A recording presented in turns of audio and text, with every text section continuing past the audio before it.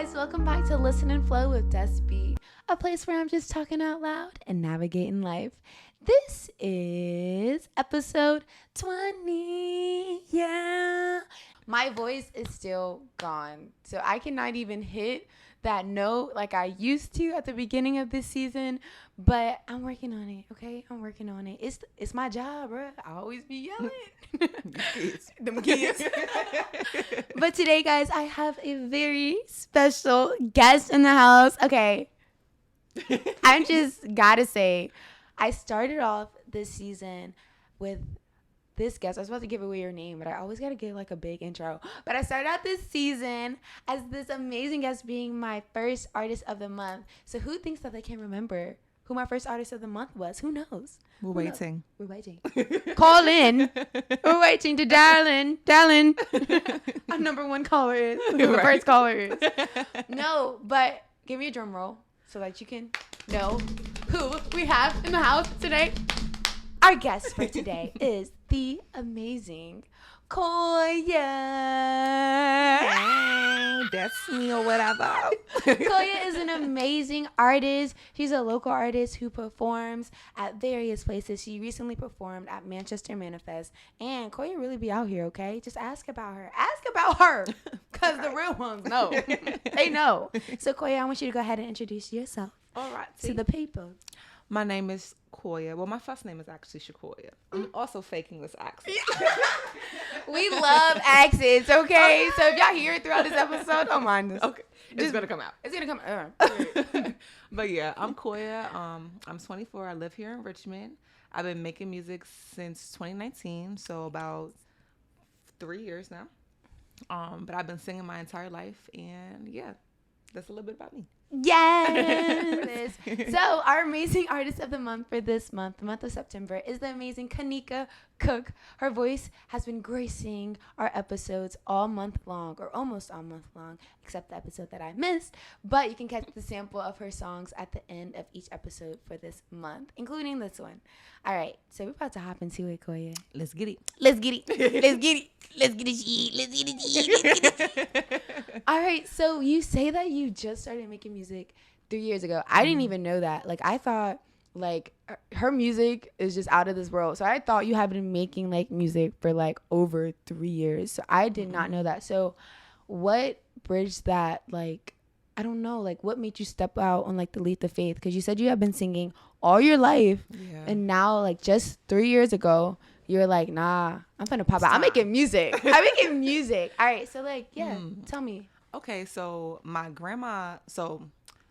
family's from Jersey, but then my immediate family moved to Hampton, Virginia. And so we still used to go up to Jersey and stuff, but my grandma was a pastor and they owned a church. And so she saw the gift and was like, you're going to sing. Every time you come here, you're going to sing in front of everybody. And it was so nerve-wracking, but it was also a safe space because most of the church was my family. So I'm like, okay, it's not a bunch of strangers. Like, right. My family, I'm going to sing real quick. My voice was still developing and stuff. So at that point, I would just sing all the time. I was an RA. I was over that shit. I'm like... I can't do this no more. This is the ghetto. I don't want it. Y'all can keep that stipend. I don't want it. Like, literally, I'm like, the stipend is the only thing that's keeping me. Yeah. But I was an RA, and I was going through the situation with this guy, and we just... it's not even that we didn't see eye to eye. I could just tell that he was playing me. And oh, nah, bro. We don't do that. I'm not doing that. Oh, no. Go. I was, okay. I'm like, okay, how can I get this off, basically? Right. And I was just like, okay, I'm going to write a song. And I always wrote poetry since I was younger. So I just kind of made, you know. Love poetry around here. And I was just like, I'm just going to make a song. So that's when I wrote my first song. It was called Deuce. That was your first song? That was my first song. Y'all, go back to like the first month of Listen and Flow. Deuce is up there, bro. Honestly, I did not know that was your first song. Yes. So, whoa, I'm blown. And I love that song. I need to go back and listen to it myself, for real. Yes. So that was my song. Oh, my gosh. And that was like my baby, for real. And ever since then, I was like, oh, this is not as hard as I thought my whole life it would be. Like, hard to make music. It's so easy. You just have to either find someone who can help you produce the song or learn how to do it yourself and just sing. And Exactly. yeah, so that's how I started. Oh my gosh. Well, I'm so happy you started. Thank and you. you should not stop because Thank you. you are amazing. Like, Deuce is my favorite song by you too. Like, you said that was your baby, and like I can tell because it's so much like, I don't know, like beautifulness in that song. I don't know. Like, it's so refreshing. It really is. Like, seriously, if y'all have not heard Deuce, go back and listen to it, or just go like on Apple because she everywhere. Okay. Apple Music, Spotify, you know. So go back and check her out for real. But so, do you produce your own music? Sometimes I'm trying to learn how to get better at that. The 2 songs that I did produce are Power and Vulnerability, and then the song that I just put out, Lavender. But a lot of times I work very closely with the producers that I'm working with because I'm kind of particular when it comes to how the sound is going to be. So I wouldn't say for everything else I didn't produce it, but I either gave the producer the sample or we worked closely to like create the sample. Right. So yeah. What do you look for in producers? Oh, that's a good question. What do I look for? Because there are all them producers out there. Listen up. Get your listening ears on. What do I look for? I look for someone who actually very much listens, and also someone who can just kind of feel energy, like feel the vibe that I'm trying to get to. Yeah. Sometimes I can't find the words sometimes I can't find the words. Even just in general, I'm more of a feeling. I feel it, and so I need a producer who can help me translate what I'm feeling into words or into music, into sound. So someone who's kind of intuitive, and also very dedicated and like determined. Right. We don't want no lazy producers. We don't need that. Like, we trying to make arts, okay? And persistent. Like, I like working like consistently. So a producer who's like, let's link up every week. I'm like, okay, that's the type of energy I'm on. Exactly. So that's what I'll be looking for. So for up and coming artists who are looking for producers, what would be some red flags that you should tell them to watch out for, and like obvious signs as like, no, you do not need to be working with this person? Okay, good question. Red flag is a producer who do not listen. Like, for real. Like, it can be so frustrating, especially when you have your vision, and you want to bring people into your vision, but it's very frustrating when you can tell that a producer is just trying to get their name out off of you. Yeah. So also a producer who makes the beat louder than your voice. Now that shit be pissing me off. We don't want that. We don't like that. Well, I don't like that. Maybe some other people would, but yeah. I would just, if it don't feel right, honestly, everything's about what feels right to you. So if you working with somebody and you just like having a weird feeling, it's time to go. Just listen to that. Like, I always think it's best to not act on your feelings, but to listen to what they're telling you and then act on that. You know what I'm saying? Yeah. Also, like, learn how to do it yourself. Like, honestly, because at the end of the day, you don't need nobody. It's funner and it's better, I think, to work with people and build a team. But I think, like, especially if you're starting out, learn how to do it yourself so you know your style, so you can bring your style to a producer. Right. Look at Kanye. Kanye. Okay. I just thought about his documentary. Did you watch it? I watched like 3/4 of it. Really? I don't even know why I didn't finish. I think I just got distracted. It was good. It gave me like more insight into like his like. I was like, it's not my phone. What happened? It is your phone. Yeah, I was like, okay, I hear something. I'm gonna call her back. But it gave me like insight into like his life, and like when people are like, bro, Kanye's always been Kanye. It's like, yes. Yeah. Okay. Yep. Fact. He has been. But yeah, I saw like just his process with making like the hits that we know now, and I just thought that was like really cool, like just seeing him like making the beats and then going in on his beats, because then he started off just producing, and then he took like into his own hands. It was like, shoot, like, I can rap. I'm a rapper too. But yeah, he got some other things going on right now though. Yeah, Kanye. We miss you, Kanye. We do miss you. But okay, bet. So like, I like how I just jumped in. Okay, bet. But so, what kind of gets you like going with writing? Like, do you have to be in like an emotional state, and not even like bad emotional, because I feel like when people hear emotional they think like sad and like in your feelings, but you can be like really happy or just really grateful, or like, so do you have to be in a set kind of emotion to write?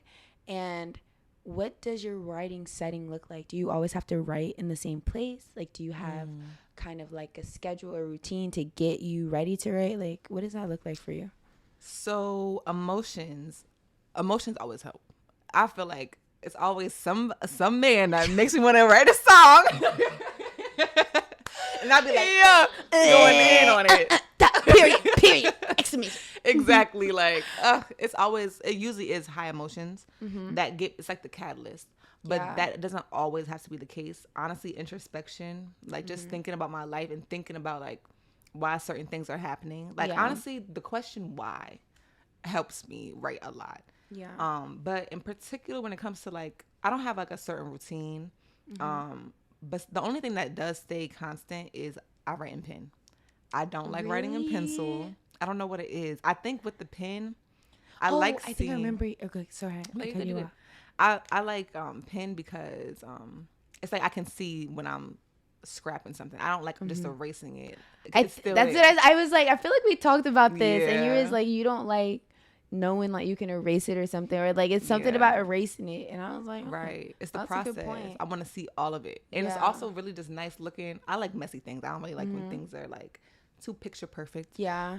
And so looking at the page afterwards, I like seeing like so how I be setting up my page when I'm writing is I always put the date on all my stuff. I don't know why, but honestly I love it because I love going back and it's looking. Like a diary. It is like a diary, and I love that. Yes. Yeah. And so I put the date up there, and then on that side I always put like keywords that I'm trying to like make the song about. And then also rhyming words that if I need like a rhyme or something like that. And then I'll just write and just kind of let it flow. Wow, that's beautiful. I really like the idea of like making, well, not even the idea, like it is a diary. Like what you write is how you feel. It's just more like rhythm to it. Yeah, it's like poetic. It is a diary.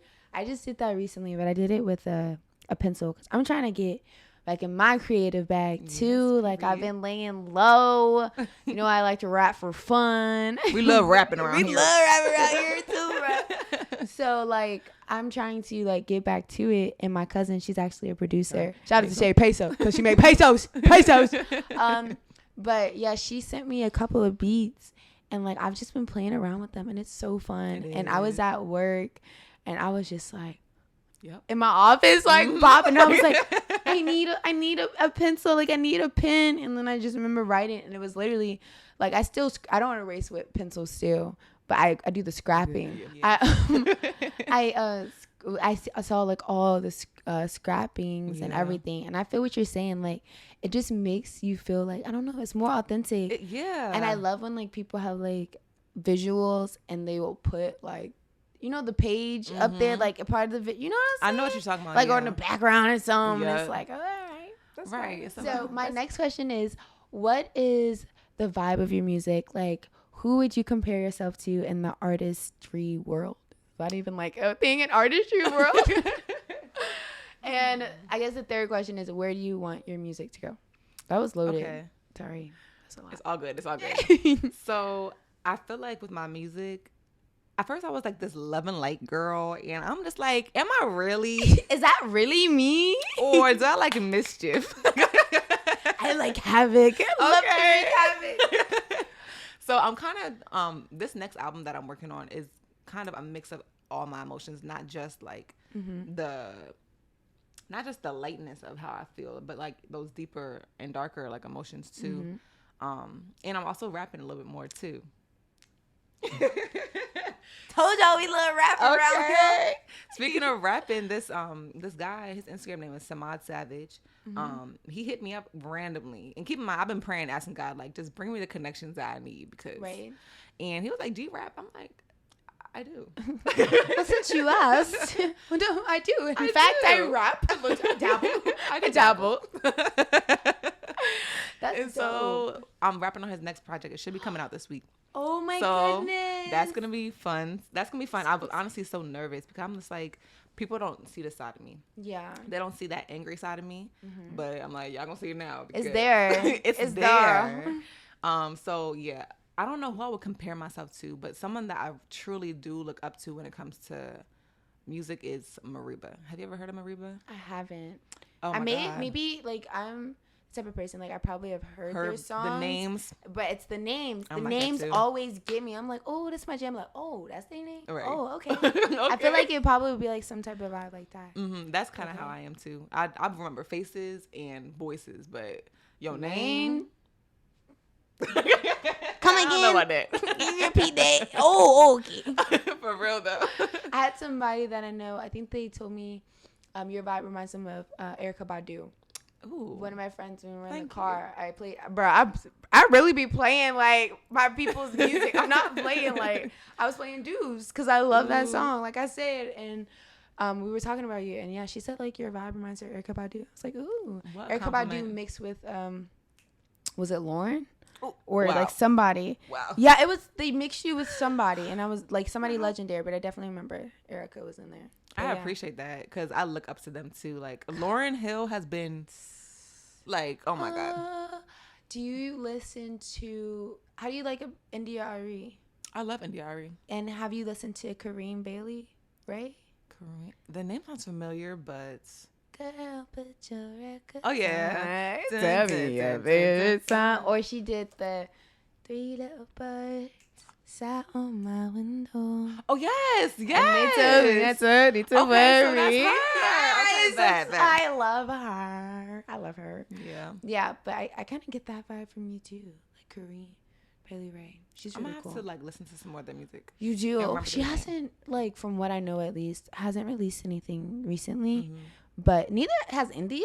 Nah. She be laying low. I think she just be trying to chill now for real. I don't blame her. It's crazy out here. Okay. And I know it got to be crazy in like the music higher up in the music Facts. industry. What did Jay-Z mean when he was like, in his rap song, he said, look what they did to Lauryn Hill? Talking about like the industry. Girl, do you know what happened? Because they tried to make her look crazy. Oh. They tried to make her look super crazy. Really? What did they do? Do you know? What did they do? I don't remember exactly what happened, but I do remember there was a period of time where they also, remember, they took all the rights to her music. So now when she performs, she has to change up her songs, which I think is pure evil. Like, that's your artist. Who was in control of that? Whoever she was. I don't know if she was signed to somebody. She had to be signed to somebody. Right, to do manipulative stuff like that. Like, they took all the rights to her music and then tried to make her look crazy. She was going through that whole period when they were trying to, I remember that when they was trying to make her look really crazy. But it's like, you can tell she's not crazy from what she says. Right, like she's clearly like she's grounded logical, and logical and educating people. Right, like, wow, that's wow. I didn't know that. Damn, that's what he meant. Look, that's what Jay meant. All right, all right. So where do you want to take your music? Do you like, as far as like, what is your long-term goal? Like, are you trying to tour? Are you trying to like just stay local? Like, what do you see for yourself? I don't want to limit myself to just staying local. I would love to tour. I would love to. At first, I didn't even realize I was like this until maybe like 2 weeks ago. I was realizing like I was motivated and also discouraged by fame. Like, I am scared of fame, and I feel like I'm gonna get it one day, and so I kind of was sabotaging myself and not moving forward with my music. But now I just been kind of looking at it like, okay, don't even think about the fame part, just think about the art and just keep going slow, because everything that I've been going through and while I've been making music, it's preparing me for what's to come. Exactly. And so it's no need to rush anything. Exactly. I've really been like in this wave of just kind of moving slow. Just throughout life, throughout my day, I walk slow. I try to talk slow now because I'm just like, let me just slow down and just see like. You ever catch yourself talking too slow? No, I catch myself talking too fast. I be talking fast too, bro. I be talking so fast. We have to switch cameras right quick, but we back. We better bop. So, you said that you walk slower now, and you take your time more, and you're more intentional. So, like, what's other ways that you keep yourself grounded? Because like it's crazy out here in this world, to say the least. It seems like something's always happening, and it's really stressful. So how do you keep yourself grounded? So I do be talking to God. That is bestie. Bestie for the rest. Okay. But for real, like when I wake up, I talk to God. Like as soon as I wake up, I try to talk to God. And then also throughout the day, and also just practicing like being thankful. And something else I've been recently doing that I think is really helpful is just like thanking God for the things that I'm asking him for in advance. Yeah. Instead of like kind of begging or like asking too much, just like, you know, if I'm asking God, okay, I want some Chick-fil-A today. Can I get some Chick-fil-A? Like randomly, you know what I'm saying? Like, God, thank you for the Chick-fil-A. Thank you. And like, honestly, things just be kind of popping in my lap now. I'm like, wow, this is kind of cool. Right. Wow, so, that's awesome. So like, do you, because I know some people say like they hear from God or like they hear God's voice. Like when you're talking to God, is it like a response thing? Like I don't know, like, do you feel the peace come over you, or like, how do you know like God's presence is there? Because I feel like that's what some people struggle with too, is like, I feel like I'm just talking to myself. Like, I don't even know, like, how do I know that he's listening? Like, how do I know I'm doing something? So like, how do you know? What feelings do you get? I mean, I have only heard God one time, like audibly. But I feel like God speaks to me through people all the time. Like, especially if I'm going through a situation, it's like someone will always tell me what I need to hear, or I'll overhear something that is like directly relating. Like today, especially when I take the bus. Whenever I take public transportation, it's like, I saw your post when you said that. It's like it always happens. Like, God, like, meet me on this bus right quick. Yeah, it's like, let me get on this bus real quick because I need a word. But today I was on the bus and people always kind of gravitate towards me. And this one lady was just talking. She was in such a good mood, and she was telling me about this farmer's market where they have really cheap but really good like vegetables. Honestly, I might go. I forgot about it until just now. Hey, bro, hit me up. Like, I've been trying to go to farmer's market for a minute, but it's just, I'd be so tired. But anyway, go ahead. Yeah, I feel you. Life be lifing. Yes, but she was like, I was just kind of in a down mood this morning, and I was trying to like, you know, kind of pep my inner child up. And she was like, yeah, she was probably around like 70. She was an older woman, but she had a very youthful spirit. And she was like, yeah, I go dancing like every month. I make it a habit to like tune into like and just have fun. She's like, because life can end instantly, so quickly, right? And I've been thinking about that a lot. Like, life is so fragile. It is. And just kind of just living in the moment. And like her telling me that, I was just like, you know, I needed to hear that. Just kind of just be free, be yourself, be goofy. Like, you don't always have to be so serious. Just be yourself. And so I really feel like God talks to me through people. Also, my friend Shia, shout out Shia. I love you so much, girl. Like, hi, Shia. But she told me, she's like, God speaks to you in whatever way you need to be spoken to. Exactly. So if you're like not religious, I'm not religious particularly. I just believe that there's a God, and I believe that God loves me, and we talk, we have a relationship. And she was like, so say if you're a tarot reader, God will speak to you. I remember, we talked about tarot. Yeah. And so like God is God, and God will speak to you in whatever way you need, but you just have to be open to listening. Like, talk to him, talk to them about your issues, but then kind of just be present throughout the day, because it's like the answer will come. And I also heard this quote one day that I was saying, like, if you have a problem, then the solution is always available as well. Oh, I like that. Like, that gives me faith that, like, you know, I can do this. Like, no matter how hard life, whatever problems come towards me, like, the solution is always readily available as well. I like that. And I be thinking, it reminds me, like, how my mindset throughout life or a lot of things is, I don't know, I look at it as like puzzle pieces. Yes, it's a game. It's literally, it's like, I have all of the things I need. I have all the resources. Like, how do I move things to make it work? Like, it's always, and that's just another, how you put it is just another way to describe that. Because when I be trying to explain that to people, like, yeah, bro, it'd be like puzzle pieces. And like, I know I be sounding crazy, and I'm just like, ooh, but I like the statement, like, every problem has a solution. Yeah. Like, there's always a solution readily available. I like that a lot. Okay. I'm gonna have to put that in my bag. Okay.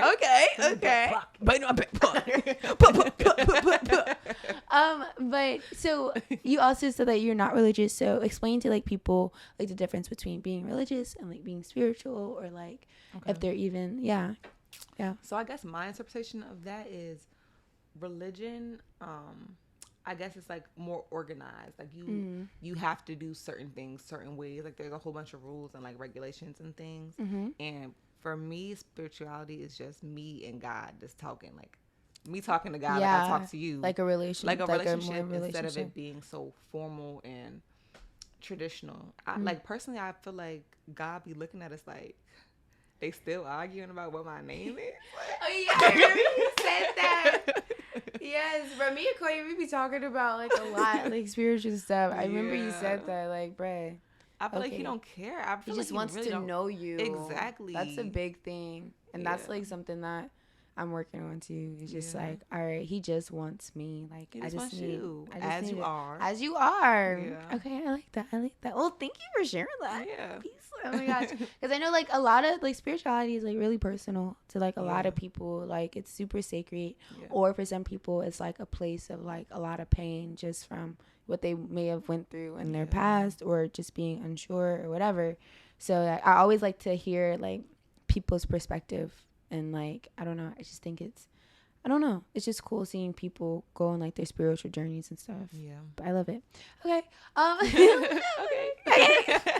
If, random question, you could go to any place in the world right now, where would you go?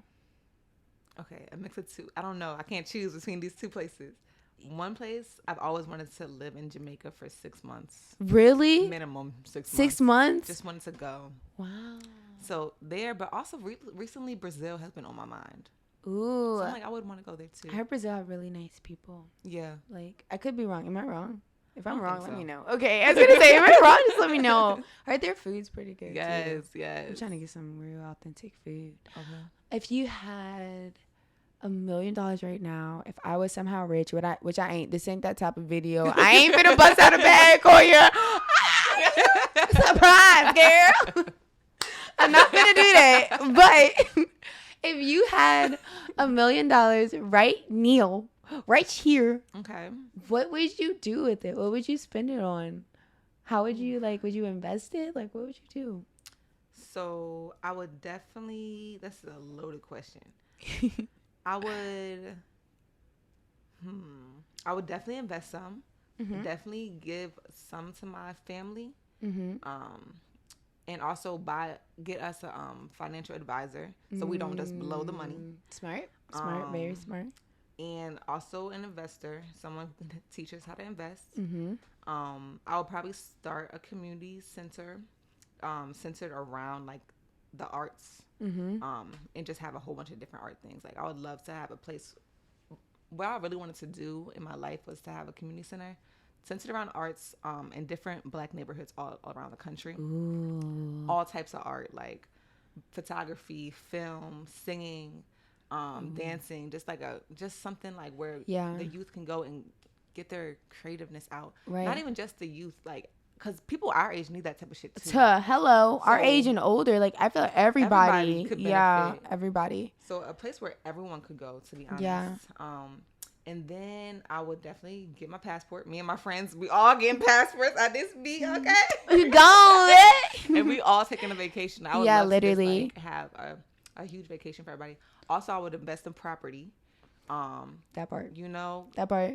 Buy up a whole street, rename it into something Black, because I'm tired of going down these streets, just write names. Hello. Okay. And you better put a Black statue up too. Okay. When they come down your block. Period. My Black. Okay. I love that. I like asking that question too, because recently I had like a realization, like, and again, I don't know, I feel like we were together when I had this realization, but it's like, when the money comes, like, what am I gonna do with it? Like, I need to have a plan. Like, I feel like so many people, they chase money, but it's like, okay, when you have it, like, really, what are you gonna do with it? Yeah. Like, that's not even the basis. Like, money is just a tool. So, like, how are you gonna use that tool? Like, money is not the answer to everything. You got to know how to use it, because if you don't, you're just going to be stuck, and then you're going to drown in the money that you do have, and you're going to end up possibly with no money. Exactly. So it's like, what do you do with it? And then I also think it's fun when we let like our imaginations like go, because I feel like that plants like seeds in our minds. It's like, what if I really did do that? Ooh, that would be like my dream. Like, how do I make that happen? Exactly. Like, oh, okay, like I don't got $1 million now, but when I do, what do I do? You just made me think. Something else I would do is invest in a restaurant and a food truck. Food truck, period. Okay. I love food trucks. Yes, me too. I love food trucks. So smart. Whoever created that, innovative. Genius. I'm not married yet, or I don't have a ring yet. Wink, wink, Josh. But whenever we get married, like, I want to have food trucks at my wedding. Did I tell you that? Oh, no. You want to have them at your wedding? That is so smart. My wedding reception, girl. Oh, my God. You feel me? Like, because it's already going to be outside, right? Like, I want different types of food trucks. And then there's a flower truck. Have you seen them? No. So I keep missing them, but they were at Richmond? Yes, they were at the night market. There was a recent night market in Chaco, and I missed it. But they were there, and it's a Black-owned company. That's so cute. It's so cute, Quoyah, and she I think it's her and her husband. They have like literally a flower truck, and you choose what flowers you want from like outside. I guess they'll have like baskets with different flowers, and then you bring it to them, and they make like a little bouquet for you, and they wrap it up in like the brown paper. I don't know what it is, but something about brown paper and flowers that make it feel like you doing something. It's romantic. So I hit her up. I sounded crazy, but I was like, I'm not even married yet, but when I do get married, can you be at my wedding? No, that's such an innovative idea. You know, and that can be people's party favors. Yes. Like, you can walk away with a bouquet of flowers that you made. Cute. I was going to ask you the same question. So if you had $1 million, what would you invest it in? So about $1 million. I would. Money. Tink. I would need to like edit. So I would do like a stars on circle. If I had $1 million, if I had $1 mil. I would definitely invest in real estate. Like, I think that would be my first one, being that I'm already trying to do it. Right. I really would. Oh, I love this question. Why didn't I just ask myself this too? No, I would definitely invest in real estate, because I'm already trying like really hard and trying to figure out. Although I must say, one of the hacks to real estate is never to use your own money. So even if there's millionaires out there who still don't use their own money, and they go through other people to use their own money, or to use money. So I don't know whether I would do that, but it would definitely be some sort of push toward real estate. So if I had $1 million, I would definitely set Zoe up with her accounts. We would have like college accounts. If she didn't want to go to college, she would have just an account for when she gets older for investing and stuff. I would treat my people, man. I would treat my people. I would finally get my event space where I can hold community events.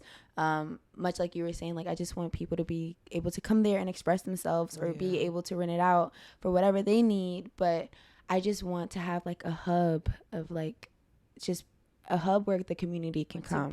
I want that to be the place, the bridge between like the people that are afraid of God. Like, I want them to experience like him in a different light, if that makes sense. Like, it's not like I would have church there every Sunday, but it's like, I just want people to expand their minds and be able to feel his presence without having to go to church. I think that's what I would do, and treat my family, my friends for sure. I want to go on a retreat, a wellness. Like, I just don't want a vacation. I want a retreat. Like, I want it to be yoga. I want my people to do yoga. Yes, yoga. I want to do like mud baths.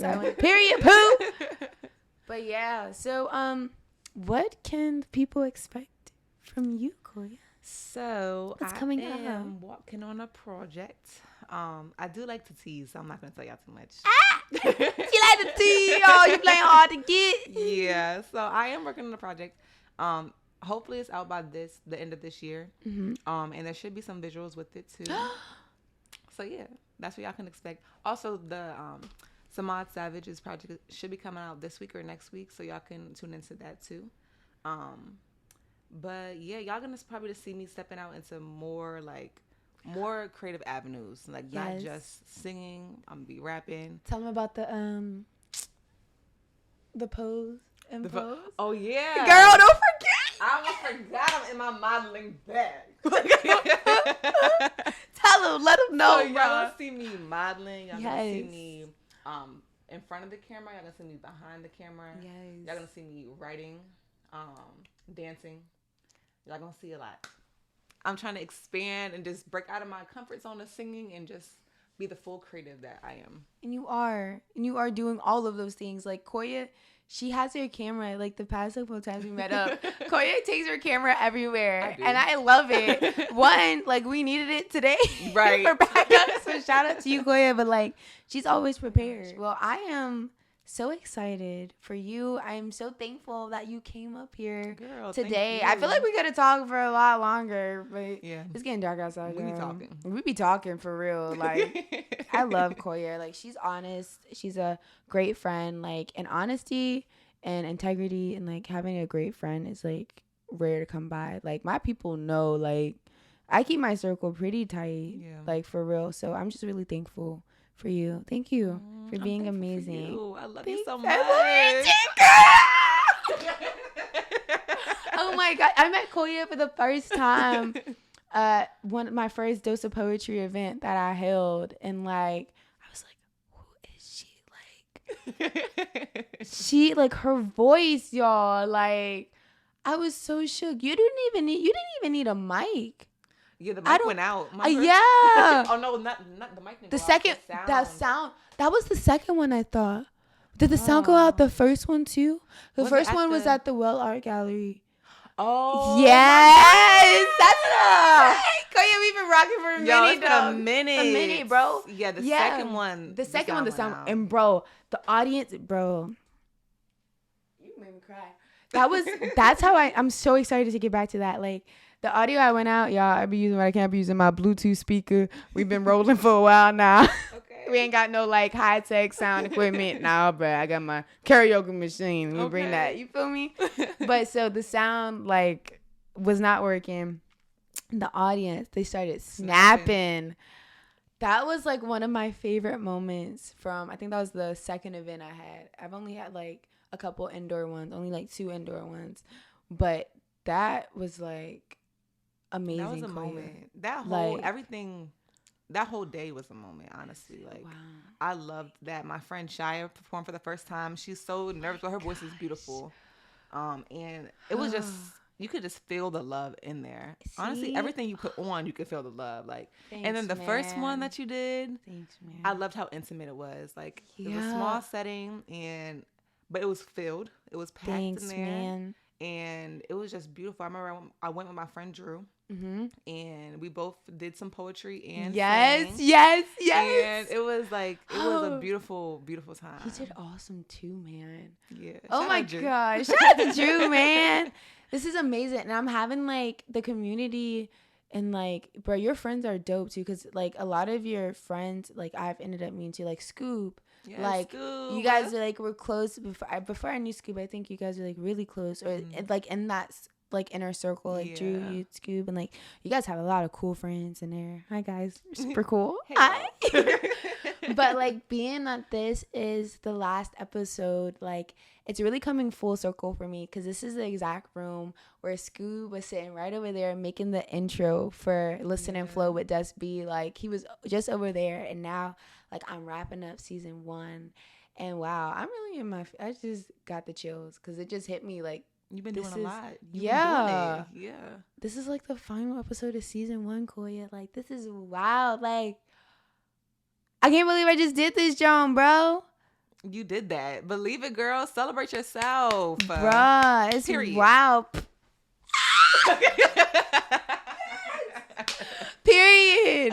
Period. And thank you for always like supporting me. Like for real. Like it's crazy. We were just talking about Dose of Poetry. Like my very first event. Like you were there, and like here I am on like this new venture, and like you're my first artist of the month. You're my last interview for the season. Like, I'm really just grateful for my friends. Thank you again. I already said that. I'm sorry. But again, full circle moment here, y'all. So again, thank you so much. Yes. Thank you so much, Quoyah. Where can they find you at? Like Instagram, Twitter. Where are you at? YouTube, SoundCloud, Apple, I forgot about Spotify. Okay, you right. Plug Okay. So y'all can find me on Instagram at Quoyah, QUOYAHH. Same thing for Twitter, but I don't really be on Twitter like that because I feel like Twitter can get real negative real quick. Yeah.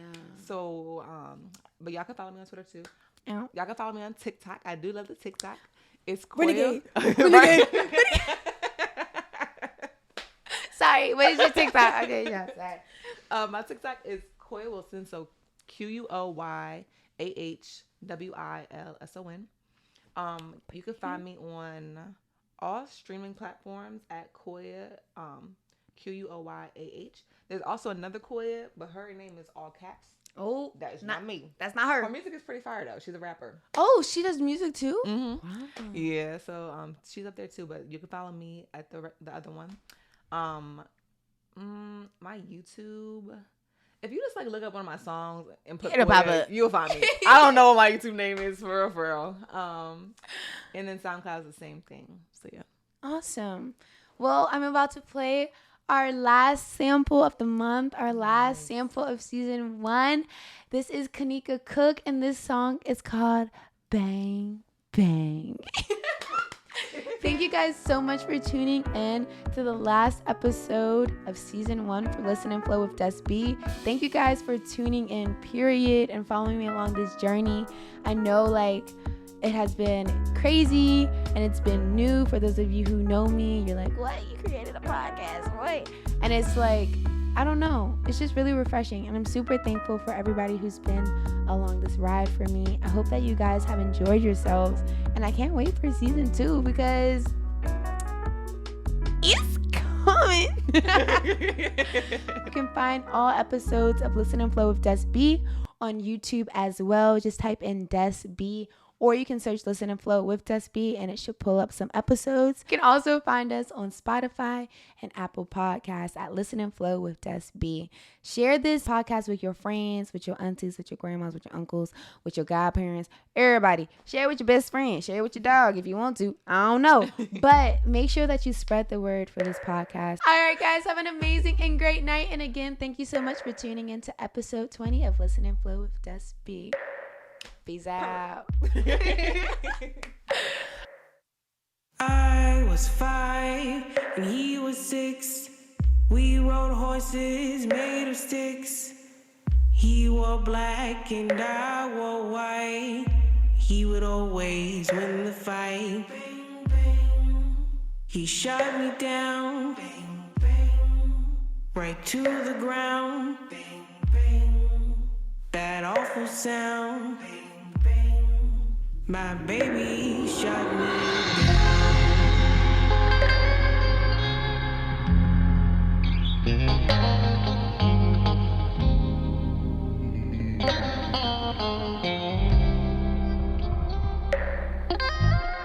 Seasons came and changed the time.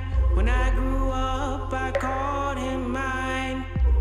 He would always laugh and say, remember how we used to play. I shot him down, right to the ground. Oh, wait.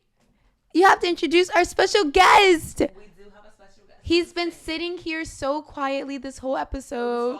He's falling. Introducing. Squish. We found him outside. That's next. You grew him. I grew Squish.